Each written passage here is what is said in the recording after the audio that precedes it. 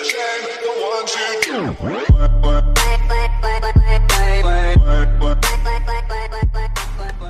guys, so welcome back to Rydeus-The channel. Welcome to episode 4 in the Freedom series.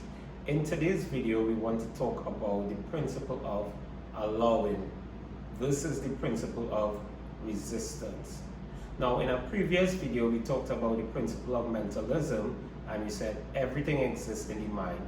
In your mind, you could see yourself however you want to see yourself.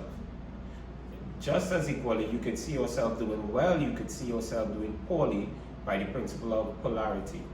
And by the principle of cause and effect, we know that there are certain causes in which we could engage which would allow us to do well, and certain causes in which we could engage which would allow us to do poorly.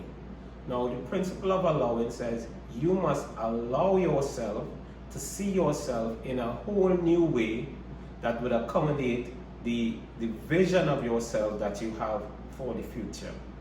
Now, we talked about the principle of rhythm, and we said nothing is going to stay the same. Everything is constantly changing.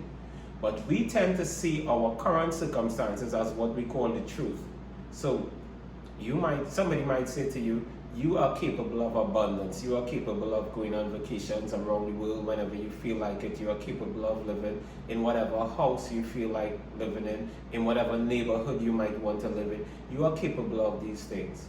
But because of your current truth or your current set of circumstances, you would doubt these things.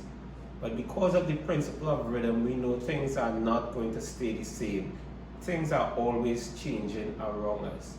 You need to become the kind of individual who would allow this grander vision of yourself to find expression. You need to stop arguing for your limitations. You need to stop arguing against yourself. You need to begin transforming your mind to accommodate the kind of individual through which your dreams and goals can find expression. In a previous video, we talked about the reticular activating system, and the reticular activating system is on the alert to support us in new ways. Once we identify what is meaningful to us, our reticular activating system will help us to be alert to the individuals, the opportunities, the circumstances, everything that could facilitate this new individual that we must become. We could be attracted to, but you must allow yourself to be that new kind of person. You must stop resisting. Now, I was having a conversation with an electrician, and he was making the point that the smaller the wire, the greater the resistance of the current.